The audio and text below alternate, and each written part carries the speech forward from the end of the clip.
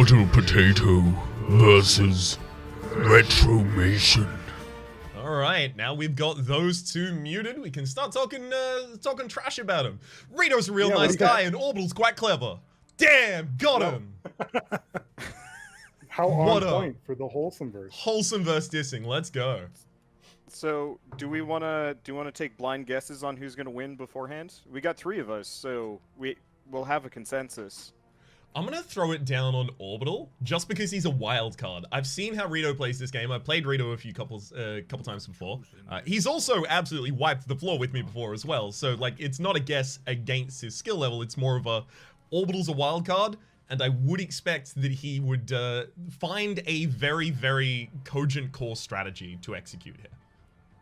I'm gonna say Rito. And the only reason I say that is because I'm pretty sure Orbital played it for the first time like 20 minutes ago. So he might come in with because it's balanced differently on the Butcher Circus than it is like the normal game. So some characters are better here than others. You know, it's a different beast. So that's 1 and 1. So Wander's the deal breaker on this one. I think I'm gonna throw my lot in with Rito just because his team looks a little heavier. Though I have some questions because is the Antiquarian usually like meta for this sort of thing? I usually bring her along for. So it's usually not. But in the Butcher Circus, going back to what Jonas said, it is because her abilities are different. Specifically, her heal is now everyone in the party gets a regeneration like heal over time. Oh. So every single turn you get brought back off death's door. That okay. Yeah, it's extremely powerful. And now you see both Jonas and myself adding an Antiquarian to our parties. What is your guys' favorite class in the game, regardless of this? Like, just in general, is it like because there was a shield breaker that was added? The leper's pretty popular. I'll say that the Hellion is like absolutely my favorite. I liked the Hellion when she first came. Well, like when the game first came out, because the penalties for her using her move wasn't quite as tough. But I ended up actually going for the Houndmaster when I started playing again. Just like stacking a bunch of Houndmasters was actually really fun. Yeah, Houndmasters have the ability to do a lot of stuff in any line, right? Having him in the second line or the third line gives you so many different viability choices. In particular for me, it's actually the Shield Breaker. The Shield Breaker was added, and if you stack like melee damage and crit on the Shield Breaker, she can reach pretty much any line, and she goes through protection, so she just destroys enemies, especially because I was doing the Crimson Court at the same time, and a lot of those enemies have like, 45-60% protection on the Stygian mode. That's a good point. I'm liking the battle so far. It's the DOT fight right now. That's one thing I will say. I don't want to give Wander too many tips here, but I played a few matches, and I did find that like DOT is not key, but it's very powerful, and so is stress damage, oddly enough. Like, those are the two things, like, straight up, like, damage, I found, like, worked not as well as I would expect, because you can get somebody on Darkest, or on Death's Door, and they don't necessarily die. You could, like, spend 2 full turns trying to take out 1 unit for no reason, when you can just, put Blight and Bleed on someone, and that'll take care of it for you. It won't kill them, though. Oh, did they? It definitely did before. Specifically in the Butcher Circus DLC, the DOT can get them to Death's Door, but it will not trigger a Death's Door blow. Yo, this might explain why I lose so much in this game. Yeah, that's what killed me in the first episode versus Rito. Like, the name of my first episode for it is The Trouble with DOTs. Like, they're really good because they can keep the enemy on Death's Door, so, like, the enemy gets healed up and then they go back to Death's Door, but, yeah. Interesting. Look, I've already learned. Give you that little tip for free. Looks like both of the characters have brought along people that get to do a party-wide buff that just is for the entire duration of the battle. The Man-at-Arms giving a bolster for +10 dodge to all of its teammates for the entire battle's duration, as well as the Jester, I believe, doing the Battle Ballad for +10 accuracy to all teammates. So basically, they cancelled each other out.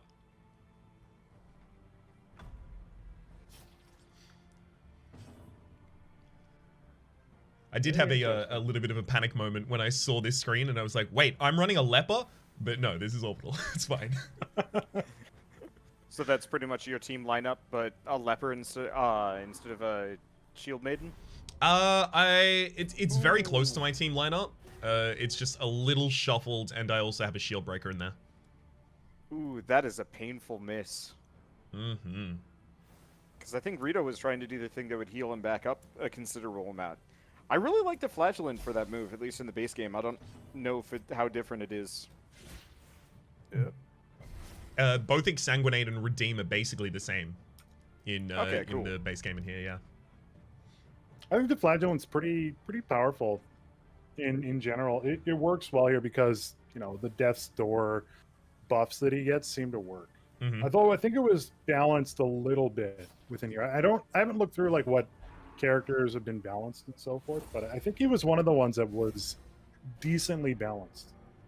Yeah, he's very decently done a balanced. good job with it. There is also like a little bit of the roll the die element, because especially if you want to toy around being on Death's Door constantly, you can become a little dicey. Yeah, I'm seeing the dice right now. What's he gonna do? Oh, there's your first Death's Blow.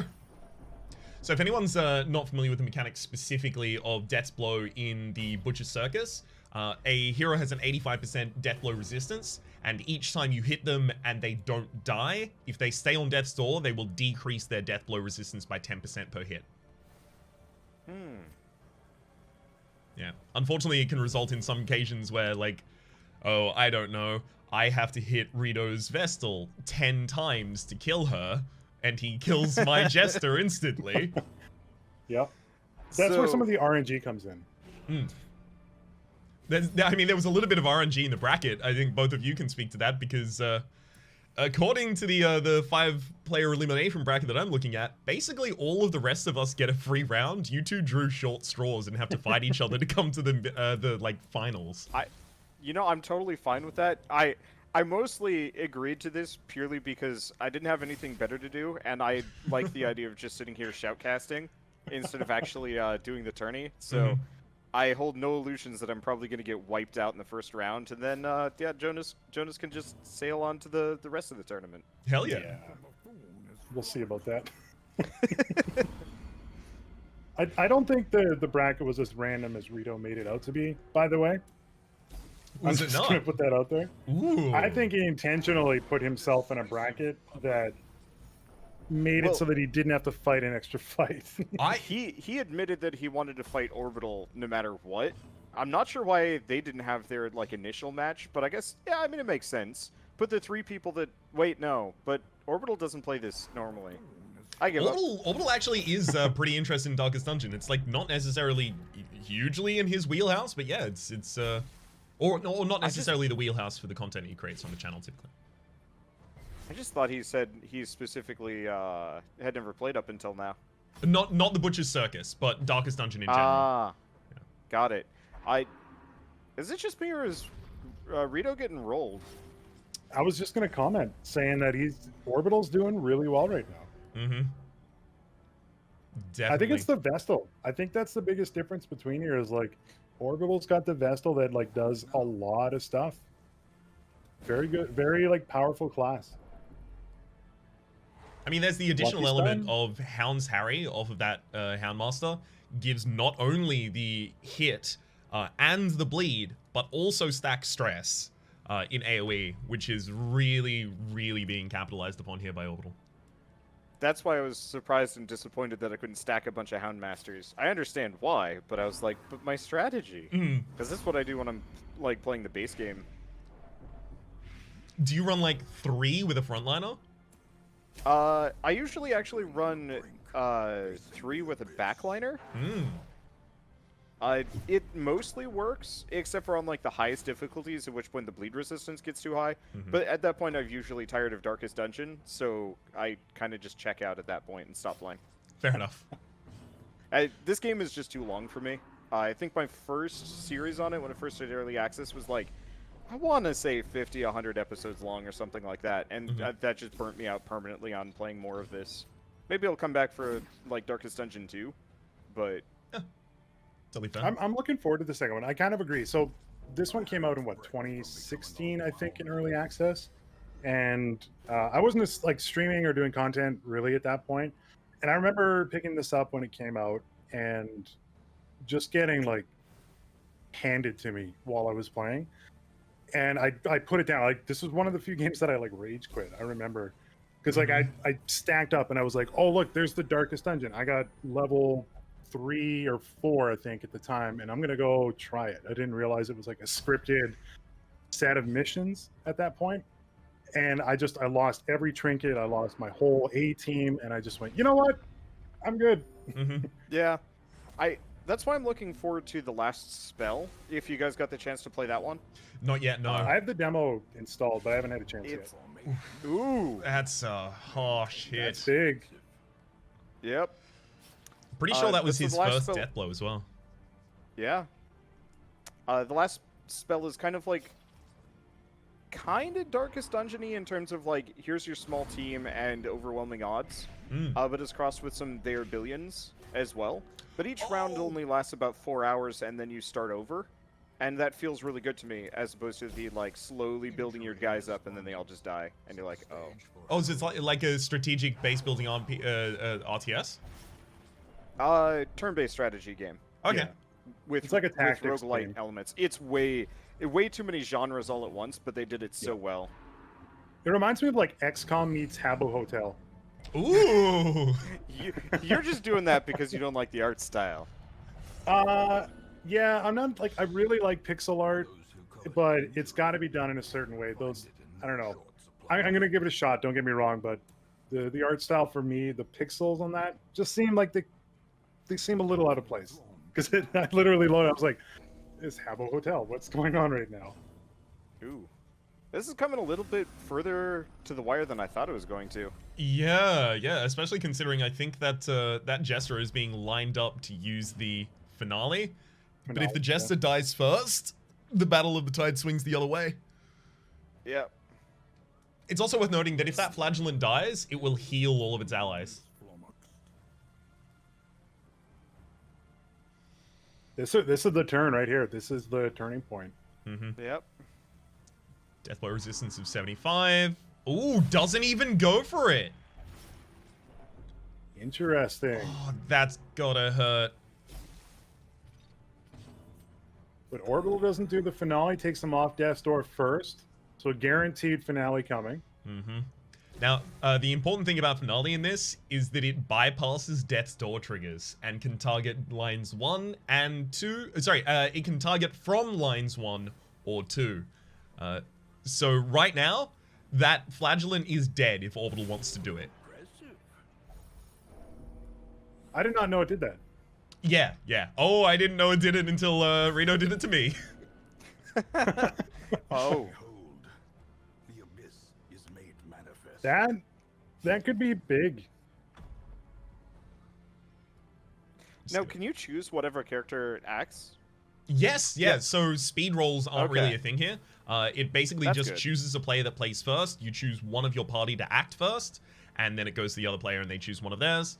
It can end up in a little bit of a weird situation where, like, if you have one player and the enemy has 2, like, you'll act and then they'll act 2 times immediately without interruption, which can be a little rude. As well as on the first turn, they do a coin flip, and you get a decent buff if you're not acting on the first turn. Yes. So it kind of counters, Oh, always trying to there go it for goes. the first turn. Now, it's also worth noting that after the Jester does that, he gets a huge debuff that obviously also exists in the base game, but here it adds plus 100% stress taken, so it's very easy to get that Jester to stress out now. I still think it's Rito. Here it is, right here. A dizzying blow to body and blood. 3 blights It's huge. That's 2 more and a stresses. lot of stress. Yep.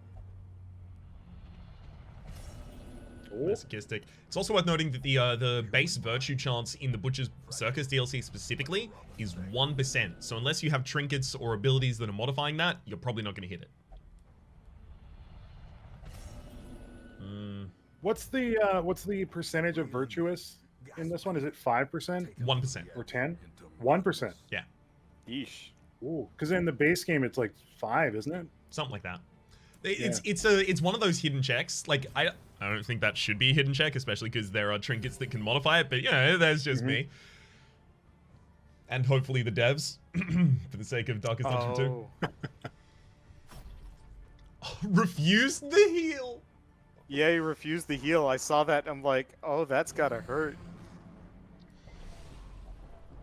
So, And if you're not familiar, if the stress goes to 200, the character immediately dies from a heart attack. I know you guys probably know that. Just No, in case they go down to 0 HP. Oh, If they're on Yeah. 0 HP and they hit 200 stress, then they have a heart attack. gotcha. Terrible vistas I- of emptiness reveal themselves. Yeah, this one's feeling This like might actually- orbital. yeah.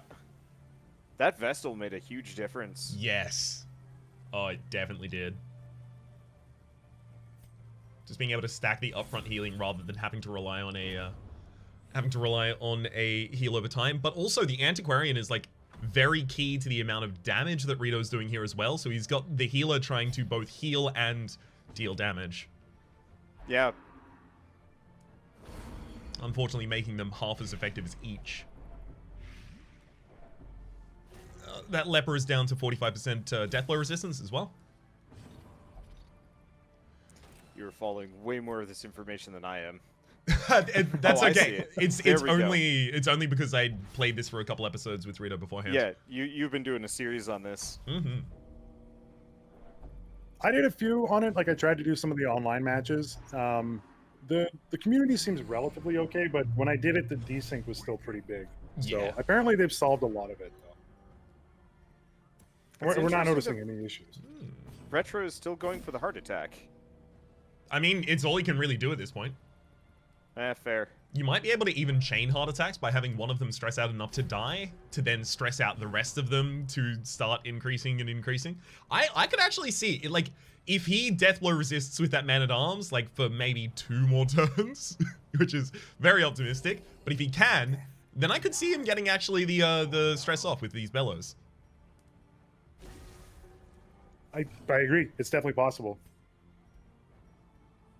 Although the man-at-arms is in an okay spot, but the Antiquarian can't do a ton from the second spot.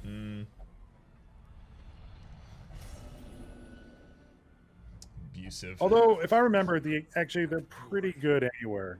More destructive They're pretty Just good depending anywhere. on what you have. It's just he doesn't have access to the heal in the second line. Yeah, you can see him hovering over it at the moment. Oh, that's the leper dead. That's 2. Jester goes down to their store. Might have a heart attack when the leper dies, actually. fast. Oh, no, it won't. Never mind. There you go. This would be quite the comeback. Yeah? Ooh. Goes for the stress heal rather than the damage. I would have gone damage. I Yeah, think. same. Yeah. Oh, you have to. That would have been a huge virtuous, though. The bulwarks of the mind have I wonder if we'll see any today, because like a lot of us, I imagine, are going to be running some stress. I wonder if we're going to see any actual virtuous triggers on the 1% chance. I thought I saw a virtuous trigger on the Crusader at the very beginning, but I could be wrong. I don't see any. don't think so. But if that is the case, then the Crusader does have abilities that they can target themselves with that increase their virtue chance. He's right? Okay, yeah, no, apparently that did happen. Wow, missed it. Weird. Yeah, I tuned out for a little bit, came back, I'm like, oh, that's where I said, like, it looks like Rito's doing real well. And then I was very wrong. Is that Chester just, like, virtually... Oh, wait, no, he's stunned anyway. Yeah, it's not stunned. It's a new status called Dazed, where they have to act last in the turn order. I gotcha. Oh, those bellows are working out. They are. It needs a big Oh, double yeah. death blow. Damn. Wow. them all. Well, we should probably unmute each of them and have a post-game conversation. Praise well earned. Memes. What's up, All boys? right, let's go unmute everybody. Oh my Oh god. god. Easiest Hello, game everybody. of my life. Was it? Because it looked pretty stressful near the end there. The miss on the flagellant's heel right away. Uh-huh. Yeah, my I saw God. that, and it was just like, That oh, that killed hurts. Everything. Orbital wins, ladies and GG. gentlemen. G. So we took so- bets before the match, just to let you know. I was the only one that chose Orbital. I'm just throwing that out. What? This is Yeah? slander, libel. I didn't even Mhm. choose Orbital, to be honest. Jonas, I did even not wrote choose this Orbital. down Whoa. to Was keep that, my thoughts in order to make sure. why don't you tell It us who was- voted who? So Jonas and I voted for Rito, and Raps was the only winner on the bet with Orbital. I believe in you, bud. And Jonas is a big fat liar. All right.